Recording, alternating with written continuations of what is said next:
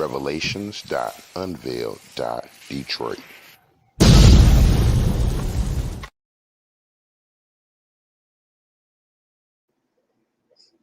All praises, all praises, all praises to the heavenly, holy, almighty creator.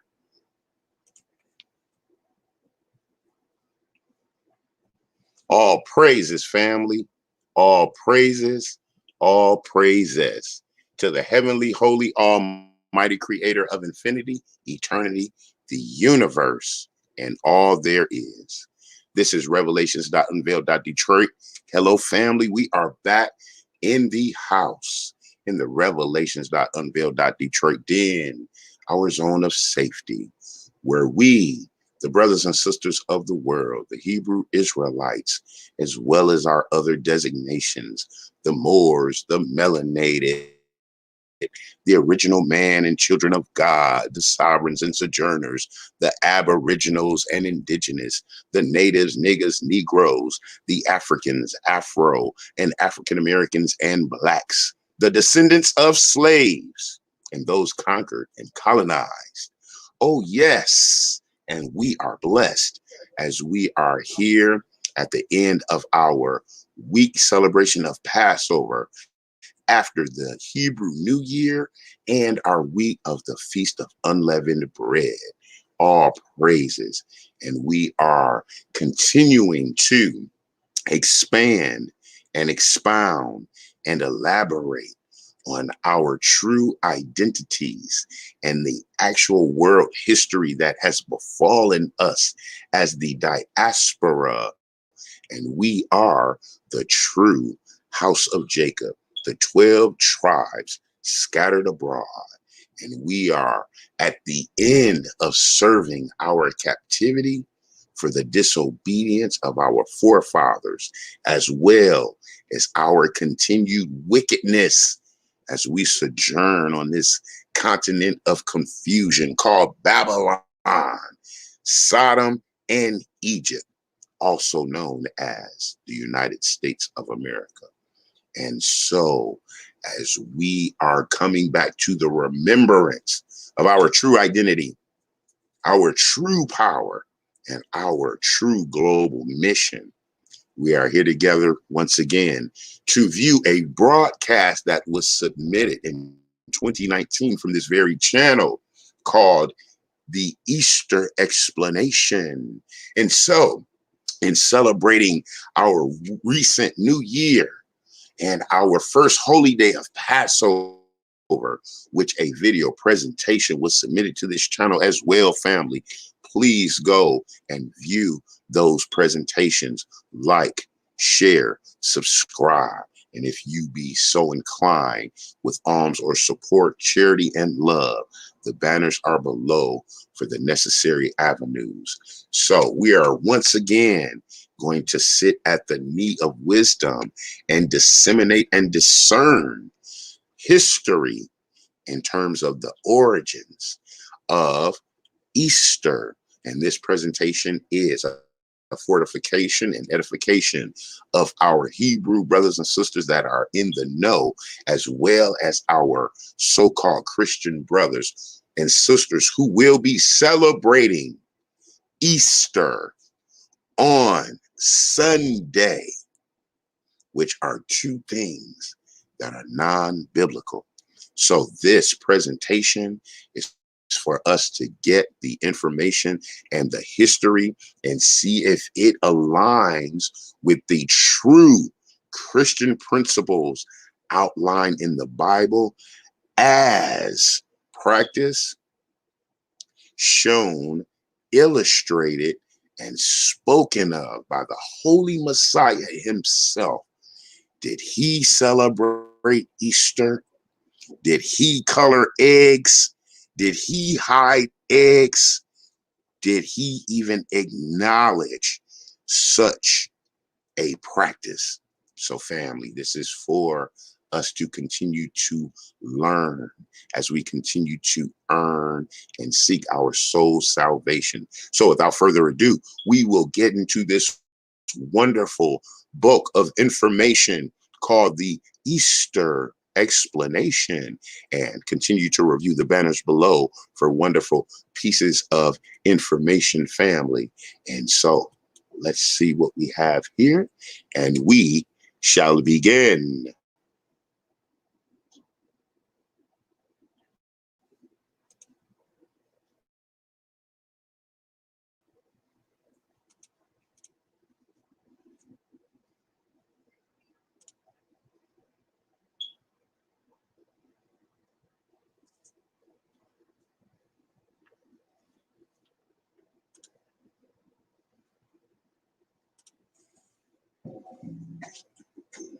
All praises, all praises, all praises to the heavenly, holy, almighty creator of infinity, eternity, the universe, the stars, the earth, the mountains, the oceans, the valleys, the seas, the clouds, all creeping things, humanity, and all there is. This is Revelations.Unveiled. Detroit. Hello, family. We are back together again.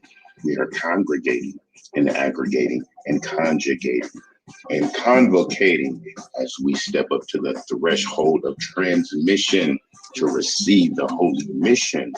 And we have exposed our cranial universes and bear forth our souls to receive the frequency, holy communication of the information from the creator of all imagination. All praises into the scattered tribes of the house of Israel, wherever you may sojourn on planet Earth, by continuous petitioning prayer for your care and safety.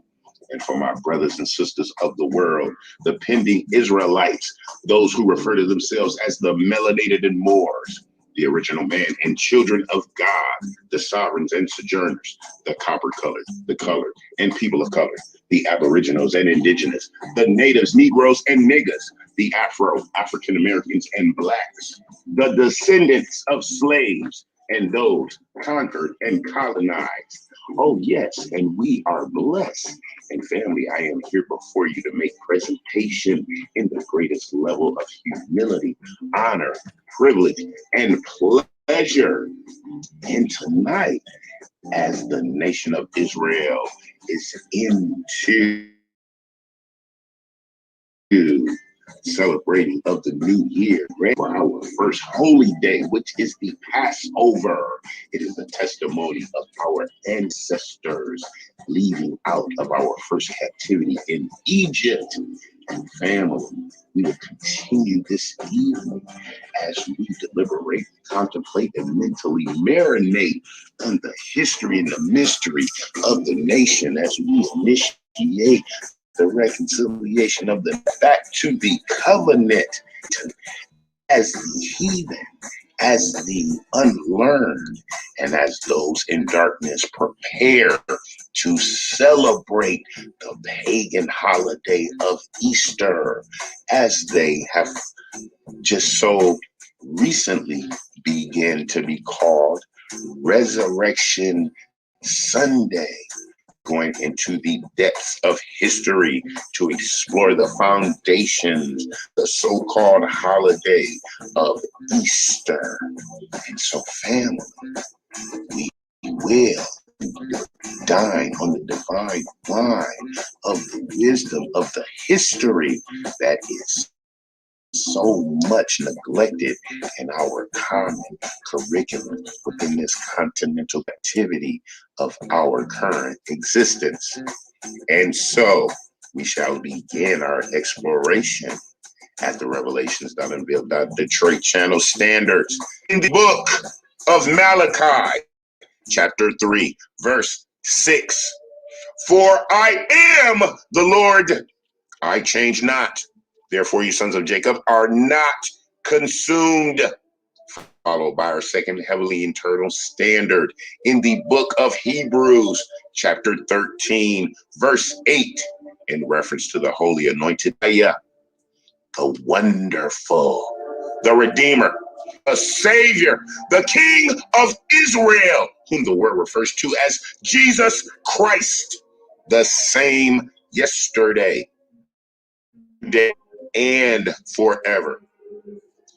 Oh, yes, family, as we converge into the Revelations.Unveiled, Dr. Drake Den, and enjoy the glow and the warmth of the fireplace as we gather into our cups of fine chocolate cocoa or the refined tea, as we have extended our arms and given out our loving embrace and stared into the eternities in the eyes of the souls of our fellow beings in our consensual assembly of care, comfort, compassion, safety, and love.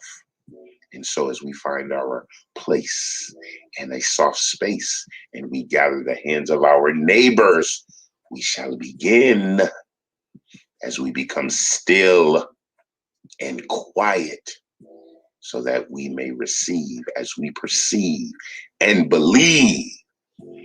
And we shall begin with Ishtar, the explanation of Easter.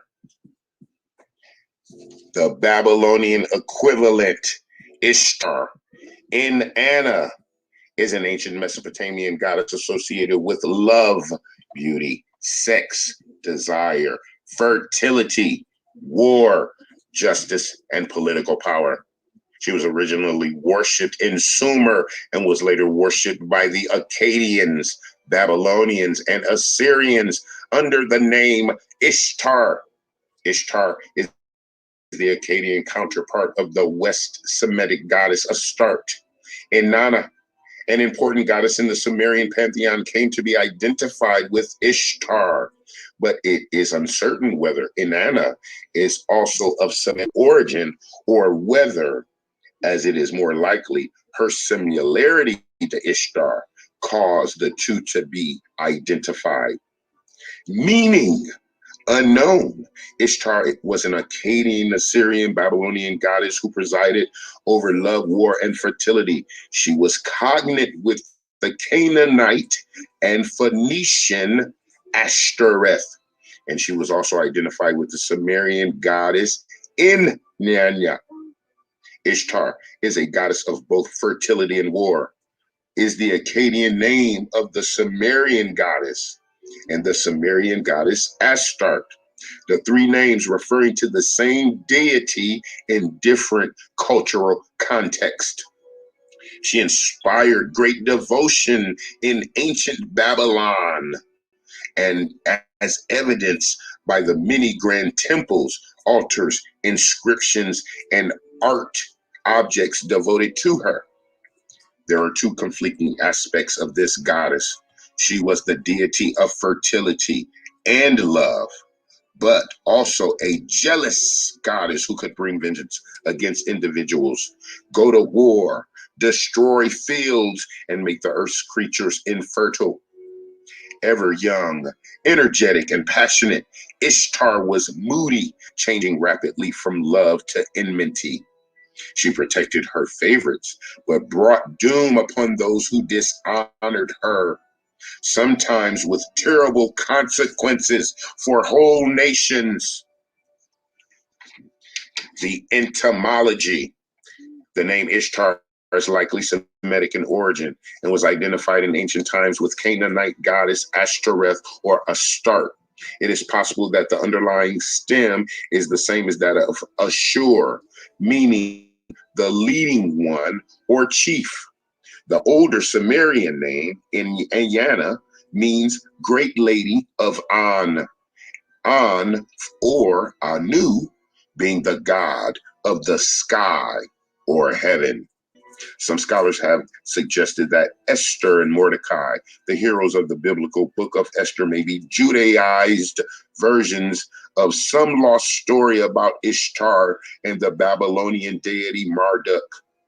Their names, at least, are indeed similar to the biblical ones. Scholars likewise speculate that a story The Anglo-Saxon of spring, whose name later gave rise to the modern English Easter, may be etymologically connected to Ishtar. The history and character in the archaeological record, Ishtar, or Inanna, was first worshipped at Uruk in the earliest period of Mesopotamian incantations, hymns, myths, epics, votive inscriptions, and historical annals celebrated and invoked her as the force of life. Ishtar's reign did not normally depend upon a particular male consort, although sometimes portrayed as subject to higher male authorities. Her position in the Babylonian pantheon in practice was the highest. Ishtar's genealogy varies depending on the source. She is sometimes described as the daughter of the moon goddess Ningal and her consort, also a moon god, Sin or Sun, who were of the patron deities of Uruk. In other traditions, however, she is the daughter of the distant sky god An. Later, she is also portrayed as his wife. Temples devoted to the worship of Ishtar and Inanna were constructed in each of the great Mesopotamian culture centers. Inanna of An in Uruk, Emak, the great house in Babylon, Mash, house of offerings in Nineveh. The Epic of Gilgamesh gives the following description of Ishtar's temple in Uruk. Look at its wall, which gleams like copper. Inspect its inner wall, the likes of which no one can equal. Take hold of the threshold stone. It dates from the ancient times. Go close to Inanna Temple, the residence of Ishtar, such as no later king or man ever equaled. In the 6th century before the Common Era, the great Babylonian king II constructed the mammoth Ishtar Gate in honor of the goddess. On monuments and seal-capped cylinders, Ishtar appears frequently as a warrior with bow and arrow and other implements of war. She was invoked as a goddess of battles, particularly among the Assyrians.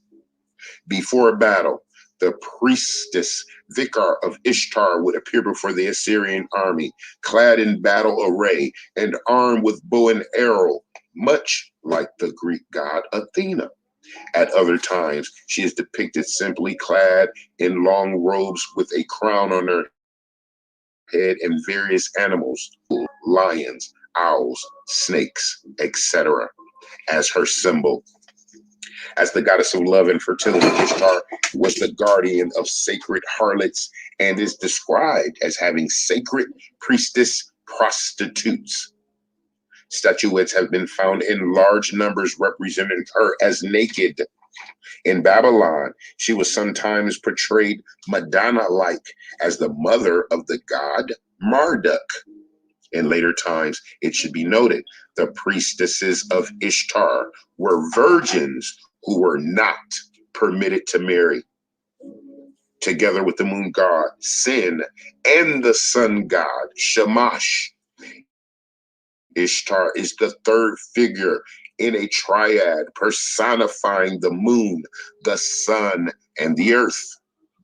In this trinity, the moon represents wisdom, the sun personifies justice, and the earth represents life force. This triad overlies another on heaven, earth, and Enki, the watery. Ishtar is generally portrayed as the twin of Shamash. Ishtar also appears on the top of the panel of the Uruk vase, one of the most famous ancient Mesopotamian artifacts. The relief of this vase seems to show Ishtar.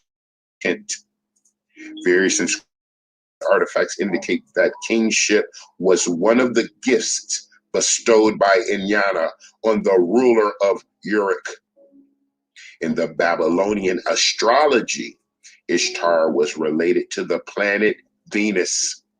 As the most prominent female deity in the late Babylonian pantheon, she was equated by the Greeks with either or both Hera and Aphrodite. Roman mythology renders Aphrodite as Venus, and thus the planet is indirectly named for Ishtar. Aspect of Ishtar as the goddess of both fertility and war may correspond with the difference between Venus as the morning star and as the evening star. Ishtar, by various names, continued to be an important deity until the advent of Christianity in the Roman Empire and Islam in the Arabic world and Persia.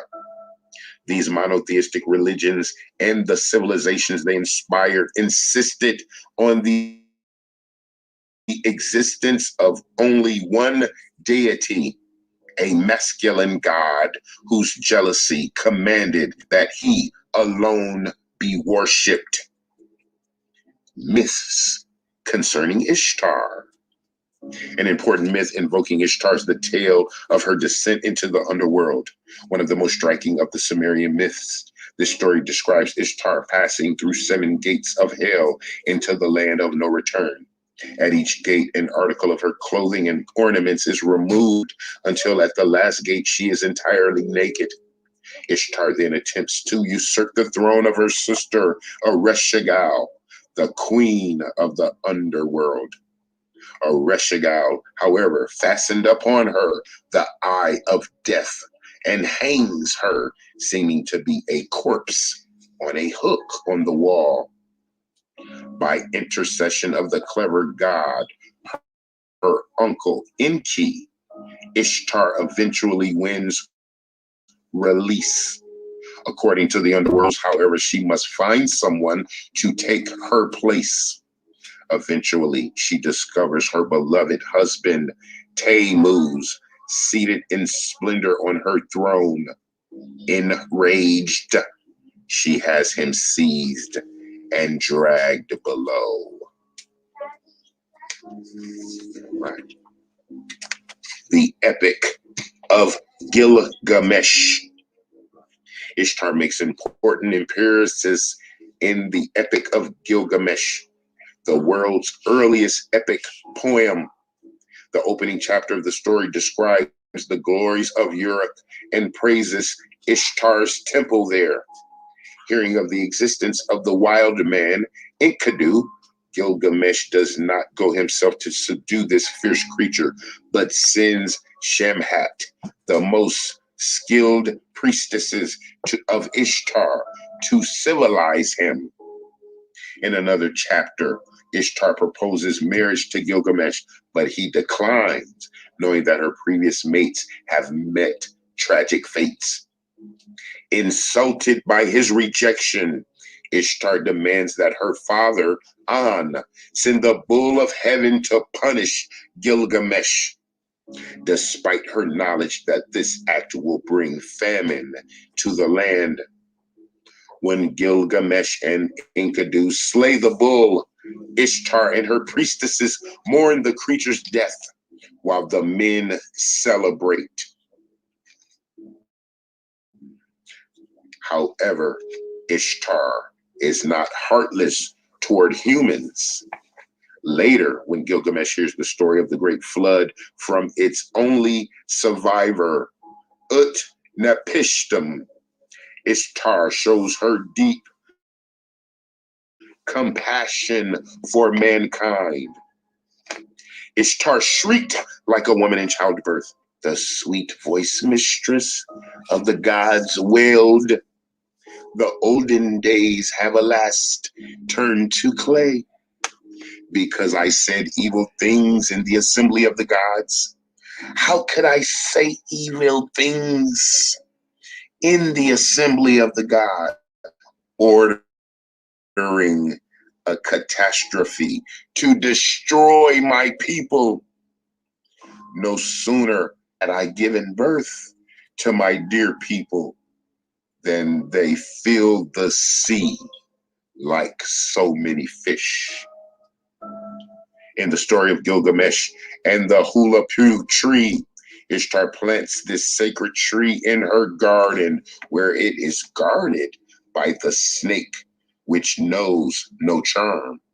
Eventually, the tree grows very large, and Ishtar wishes that someone will chop it down and make various items for her from its wood. Gilgamesh complies, both slaying the snake and making timber of the tree. Later, the objects he made for Ishtar were dropped into the underworld.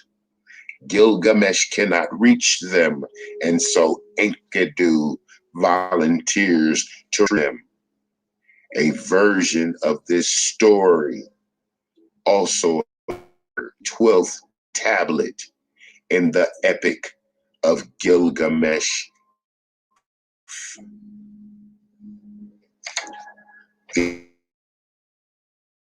The origin of Easter, a holiday associated with the observance of the resurrection of Jesus Christ, is actually based on an ancient pagan celebration. Christians recognize this day as commemorating the culminating event of their faith. But like so many other Christian holidays, Easter has become commercialized and mixed with non-Christian traditions like the Easter Bunny, Easter parades, and hunting for Easter eggs. How did this happen? The origin of Easter dates back to the ancient times, not long after the global flood recorded in Genesis 6 of the Bible. Nimrod, a grandson of Noah, had turned from following his grandfather's God and had become a tyrannical ruler, according to the biblical record.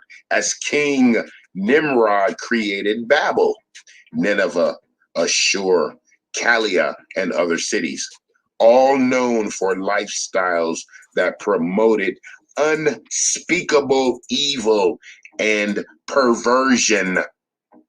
When Nimrod died, his wife, Queen Semiramis, defiled him as a sun god, or deified him as a sun god or life giver. Later, he would become known as Baal, and those who followed the religion Semiramis created in his name would be called worshippers. Became associated with idolatry, demon worship, human sacrifice, and other practices regarded as evil. The origin of Easter involves the birth of Semiramis's illegitimate son, Tammuz. Somehow, Semiramis convinced the people that Tammuz was actually Nimrod reborn. Since people had been looking for the promised savior since the beginning of mankind, they were persuaded by Semiramis to believe that Tammuz was that savior, even that he had been supernaturally conceived before long. In addition to worshiping Tammuz, or Nimrod reborn, the people also worshipped Semiramis herself as the goddess of fertility. In other cultures, she has been called Ishtar, Ashtur, And yes, Easter goes back to the springtime ritual institute Tammuz, who, according to tradition, was killed by a wild boar.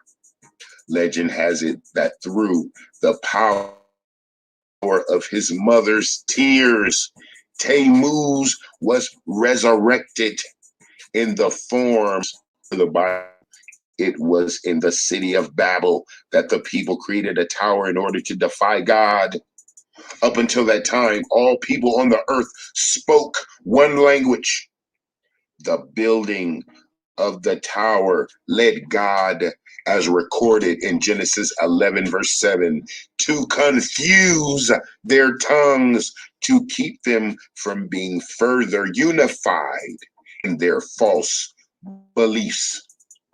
As the people moved into other lands, many of them took their pagan practices with them.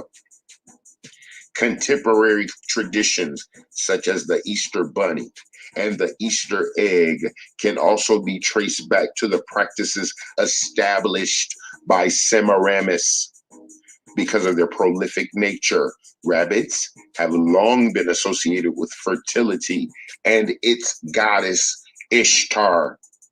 Ancient Babylonians believed in a fable about an egg that fell into the Euphrates River from heaven, and from which Queen Astarte, another name for Ishtar or Semiramis, was hatched. For Christians, the origin of Easter is simply the crucifixion and resurrection of Jesus Christ about 2,000 years ago. According to the gospel accounts, Jesus Christ, the true Messiah promised in the Old Testament, was crucified and resurrected at the time of the Judean Passover. Since that awesome event took place, those who believe Christ is their Messiah have honored that day and often celebrated it with the traditional Passover. As the gospel of Christ spread throughout non-Jew nations, among people who did not have a history of celebrating the Passover, the pagan rites of Easter gradually assimilated into what the Christian church called Resurrection Day. Compromising the commandments of the power with the comfort of the world is as old as the nation of Israel itself. Actually, American history teaches us that the founding fathers dismissed Easter as a pagan holiday and did not become widely observed until just after the Civil War. All right, family. That was a massive meal of the mystery of the history that you will not receive in your common curriculum in this continental confusion that we are immersed in. And family, we receive the history of the baffling and the bumbling and the Babylonian history from Nimrod and the building of the Tower of Babel, even further back to before the Great Flood, as recorded in the Epic of Gilgamesh and the holy history of the scriptures. And we were exposed to the various gods and goddesses worshipped in ancient times, Ishtar or Astarte or Isis. They're all the same. Those were the goddesses and the religious worships the various nations took into their lands after they were scattered and confused of tongue. And we have the history of the beliefs of the Mesopotamians, the first civilization recorded, and the Sumerians, the first civilization to have writing.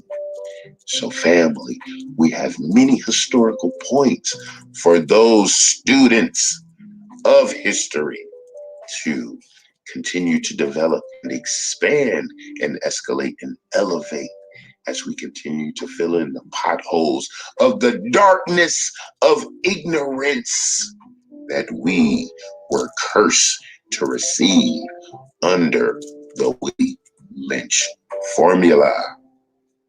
And so, family, as those who come into the truth, the way, and the light, ponder precipitously these precepts, we now can begin to release the shackles of the paganism and the idolatry as we, as the holy nation, prepare to celebrate the true holy day of the Passover. And so, family, as we scurry about and we resume the contemptible, corruptible, carnal existence, we will continue to grow. We will continue to show, to glow in the light of truth and righteousness. Lord willing, we shall return. We shall continue. And until we are together again, I love you. I love you. I love you. This is Revelations.Unveiled.Detroit.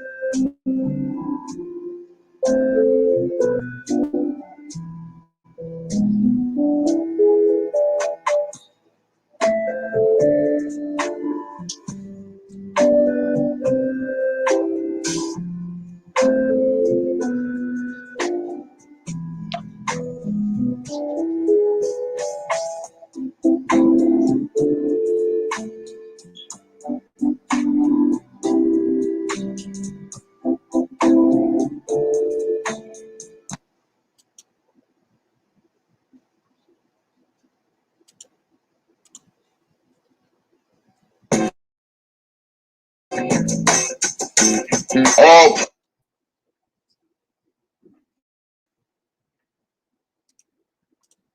all praises, family. All praises. That was a wonderful rebroadcast and a wonderful review of study of the history and origins of the celebration of Easter, the God or deity that initiated this practice, and then our challenge to our Christian brothers and sisters: are you still stuck in man-made tradition? Are you studying the history to show thyself approved? Are we in the true spiritual warships? Speaking to my Christian brothers and sisters, are we in the true spiritual worship, going to the place of so-called worship on the incorrect day?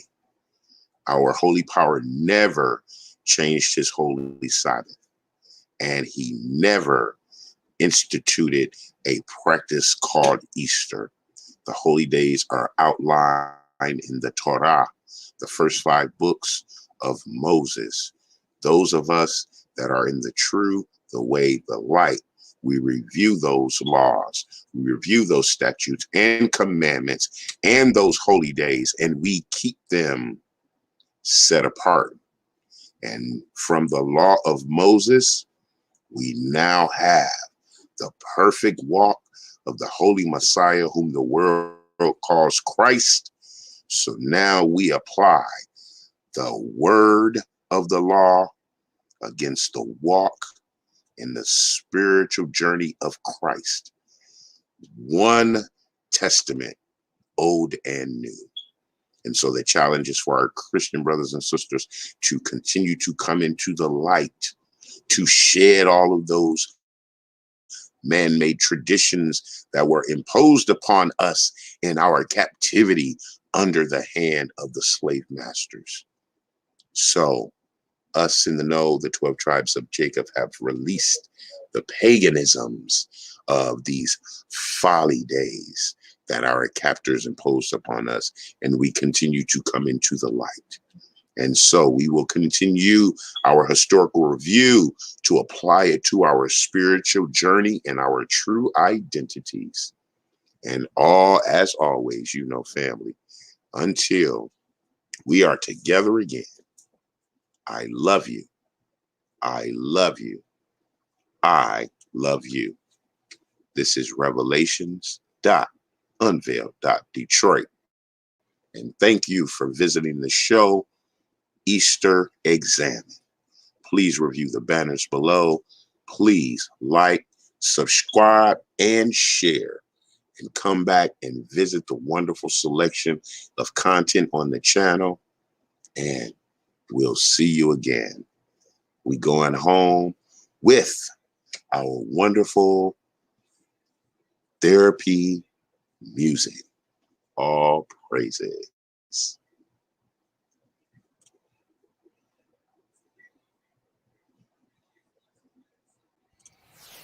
Revelations.Unveiled.Detroit.